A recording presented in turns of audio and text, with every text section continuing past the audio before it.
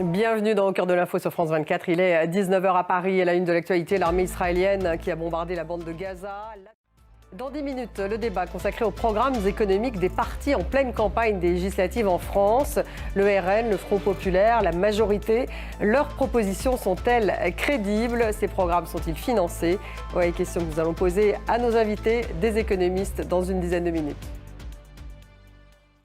On démarre avec l'actualité au Proche-Orient et en particulier ces tensions à la frontière entre Israël et le Liban. Elles s'exacerbent, ces tensions, et les craintes qu'elles n'atteignent un point de rupture augmentent. L'armée israélienne a approuvé un plan d'opération militaire au Liban après des mois de tirs, de roquettes et de frappes aériennes entre justement Israël et le Hezbollah. Les habitants des deux côtés de la frontière s'inquiètent. Anna Pereira.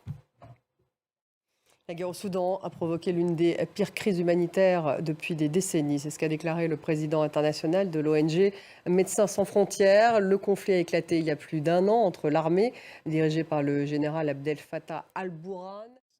Le Forum mondial de l'innovation et de la souveraineté vaccinale a eu lieu ce matin à Paris.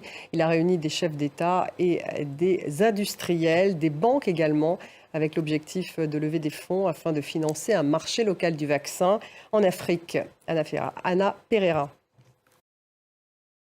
Et Bassirou Diomaye Faye, qui était présent au sommet sur les vaccins, a déjeuné avec Emmanuel Macron à l'Élysée. Après la Corée du Nord, Vladimir Poutine en visite au Vietnam. Le président russe s'est engagé à développer les relations avec Hanoï. Merci de nous avoir suivis. Dans quelques minutes, le débat il est consacré aux programmes économiques des candidats en pleine campagne législative. Ils ont passé leur grand oral devant le MEDEF ce matin. Alors, qu'en est-il? Sont-ils crédibles?